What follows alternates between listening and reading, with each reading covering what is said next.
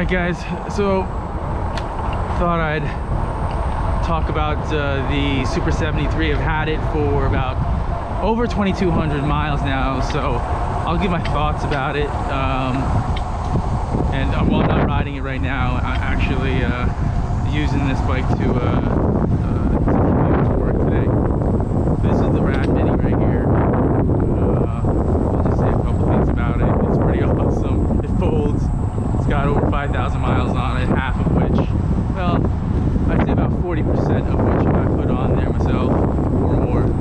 Anyway, so the Super 73, 2,200 miles on it. It pretty much takes the place for my car in a lot of situations, I think. So I guess the question is, who is it really for? And I think it's for a lot of kinds of people. It is very customizable. I know everyone says that, but it's true. So if you're watching this, considering that kind of bike, it's probably for you, for whatever you're trying to do. So I was trying to, I wanted something really fast to go to work. This is a 22-mile trip. This is, and by the way, why would I want to go hit I-76 when I got this? I can ride this to work. It takes a slightly longer time, maybe 20% longer, but I don't really care. Anyway, this is the Schuylkill River Trail, by the way. Anyway, back to what I was saying. So I needed it to go to work, 22 miles, and I also needed it for to carry things, groceries and whatever, you know. And it does that very, very well. So as I've been riding it for 2,200 miles, I gotta say it's pretty reliable. I haven't had very many problems with it. I've had to change the tube out. Probably this is gonna be my third time changing the tube out. I don't know. The front tube seems to be working fine, but I always seem to pop the back tube or have a pinch flat, or I don't even know. I can't even figure out what I'm doing wrong with the tubes. But so I think that might be more with me, and the fact that the back wheel does a lot of the work when you're riding around. I have noticed, like when I first got the bike, I did notice that, and this is in the winter time. I'm going to talk about the battery real quick and a couple things that I found out during the winter time, because that's when I got it in January of 23. So riding around, I found that if you are coming off like a curb or a jump or anything like that, and you have the throttle open, if you strike the ground hard enough with the back tire, what's going to happen is it's just going to kind of cut off.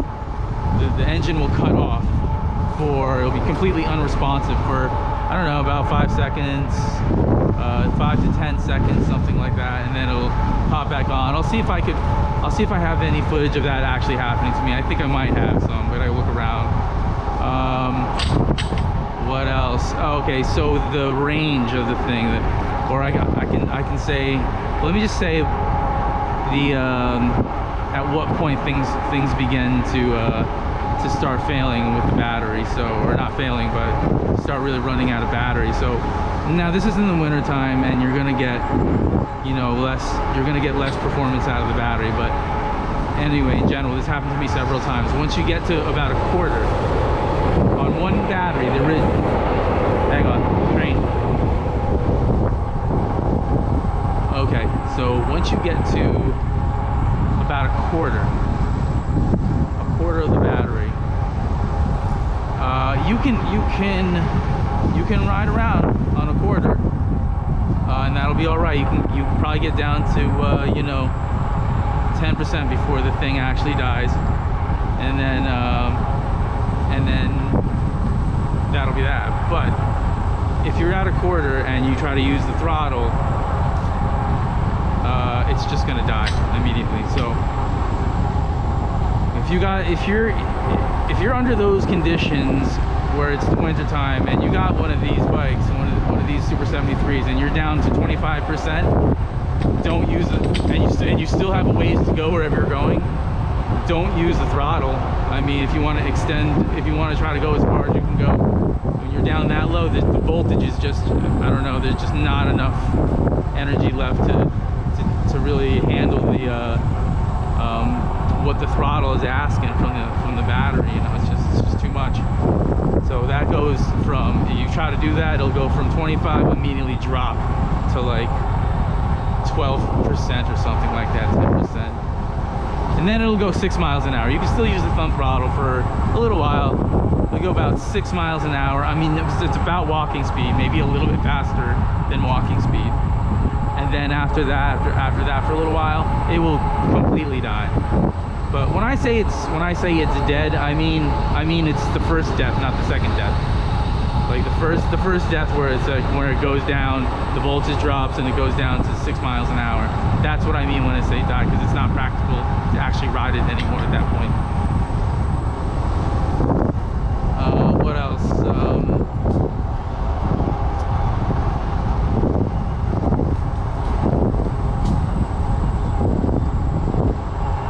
So I guess I could lead into where, because it's all about the range and when I'm talking about when it's dying. So 22 miles from my house to Center City, it's a drop in elevation, so I'm actually okay with one battery. But on the way back, I actually have to stop. I don't really feel comfortable without stopping for at least once, probably twice.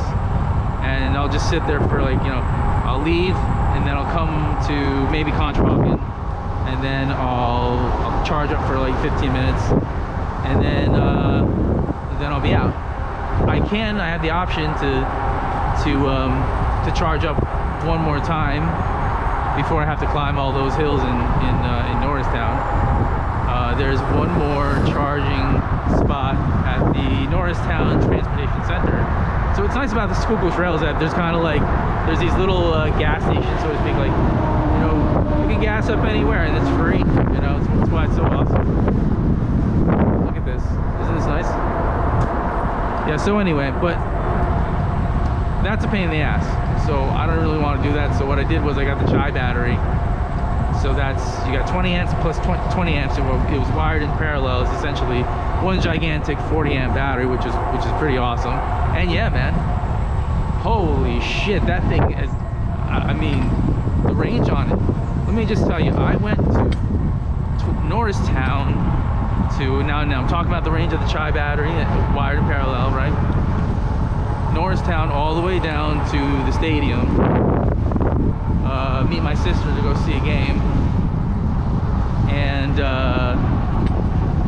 rode all the way to there, and then saw the game, rode back north to Center City where the skate park is. I charged up there about 10%, rode all the way back to my house, and I wasn't like, you know, riding normally. I could ride, spending energy like I wanted to, because I knew I had at least spots to get electricity from, you know, to fuel up if I needed to. But I didn't. So by the time I got back to Norristown, I had about 26% left, something like that. Norristown to the Philly Stadium, all the way back to Norristown, 25%. I still had 25% left. I did charge up 10. I did grab 10 from the skate park though. So with a Chai battery and all that, what's that? That's 26. That's 52 miles. That's 52 miles, and I only stopped to refuel about 10%. That's an awful lot of range. And around here in this area, it's very hilly in certain parts, like, you know, like where I am here, and also like in the Manioc area and that stuff. When you get down to South Philly, it's very flat, I feel like. That's my feeling. Very flat. But yeah, so that's my experience with the Chai battery.